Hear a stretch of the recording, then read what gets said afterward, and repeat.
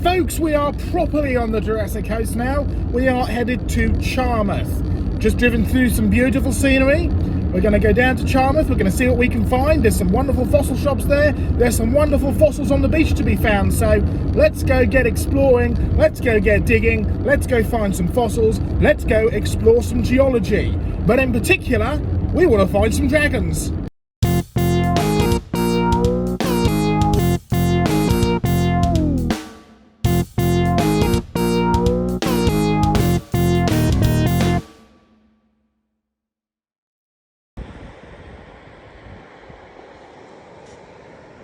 We've done really well, people. We've done really well.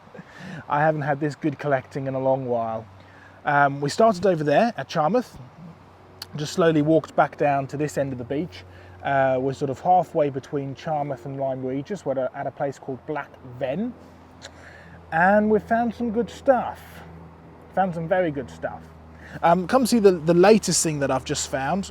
I just dug this up out of the rock. This is, you can see it's fully encased in rock, but it's a lovely bit of vertebrae. That's actually how I found it, just that little bit of bone just there, and so I've spent ages carefully excavating it, and that'll clean up even nicer at home. So a nice little ichthyosaur vertebrae. Now, ichthyosaurs are what commonly referred to as swimming dinosaurs, even though they're not technically dinosaurs. And in the Victorian times, when they were first discovered, they were referred to as sea dragons. And you can still go to the Natural History Museum in London. You can still see the Hawkins collection, Thomas Hawkins, Mary Anning, who famously collected ichthyosaurs, and the first ever ichthyosaurs and these swimming marine reptiles from this very location, sold a lot of her collection to either Thomas Hawkins or to Richard Owen. Richard Owen went on to found the Natural History Museum, and Hawkins ended up donating most of his collection to the Natural History Museum as well. And so you can go to these Victorian specimens in the Natural History Museum, and you can see written in big black ink on the label is sea dragon. So yes, dinosaurs and dragons are one and the same. They used to be referred to as dragons before the name dinosaur was invented in 1841. But that's not the only bit of sea dragon that we've found today. We've actually had quite a remarkable haul. If I go into my bag here, we've got this rather very sweet, beautiful little one just here. Little lovely little vertebrae. And then we've got this rather spectacular chunk of vertebrae just here. You can see that they are all still articulated. I mean, look at that. That is just absolutely fabulous. A fabulous piece of ichthyosaur vertebrae. So we have one here, absolutely beautiful. You can still see all of the detail. It's a little bit squashed, but it's still very, very nice. And then we've got two, which is the one that I just excavated.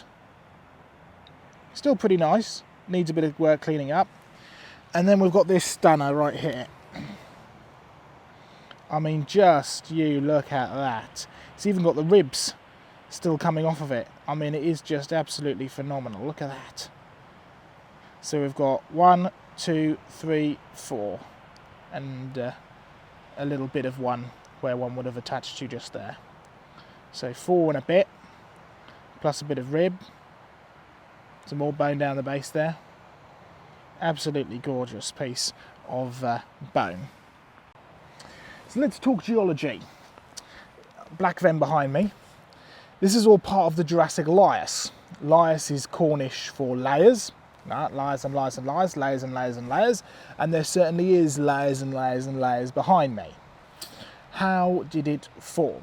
Well, I studied paleobiology. I'm now studying paleobiochemistry.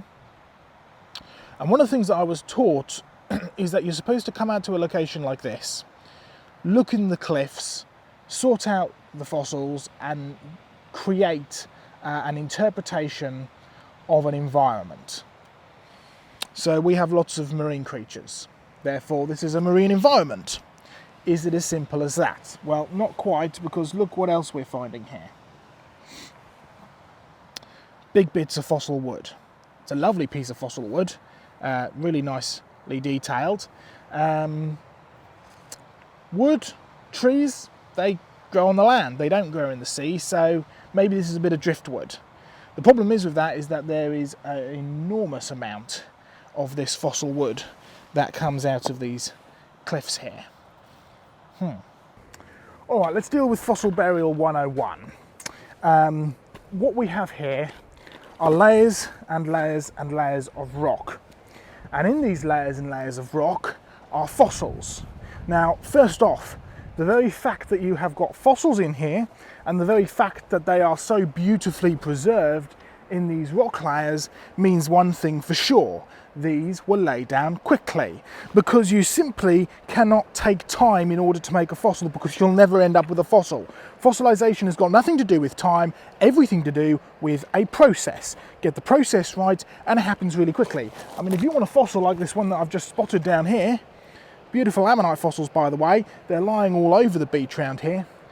If you want a fossil like this, it has to be buried quickly. If you don't, then time will simply destroy your creature long before you ever have a chance to actually fossilize it. So step one, these rock layers had to be buried very quickly in order to bury the creature, preserve the creature, fossilize the creature before it has time to be destroyed. It also needs to be buried deep enough so that you don't end up having, worms and things come down and destroy it. It's got to be in an oxygenless environment as well, because bacteria can destroy it if it's full of oxygen. So you've got to get some quite special situations in order to bury these very quickly.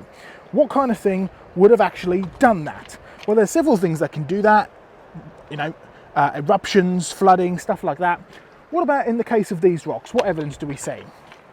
Well, the very fact that you've got wood and land plants buried next to land dinosaurs like the Scelidosaurus. There's a fabulous fossil Scelidosaurus that's been found here, and it's up on display in the Heritage Centre, which is sadly closed at the moment. But you've got land plants and land dinosaurs buried next to sea creatures like the curly-whirly ammonites, and giant sea creatures like the great big ichthyosaurs. I mean, we're just finding a few little bones, but entire skeletons have been collected from these cliffs behind me. All right, land plants, land creatures buried next to sea creatures.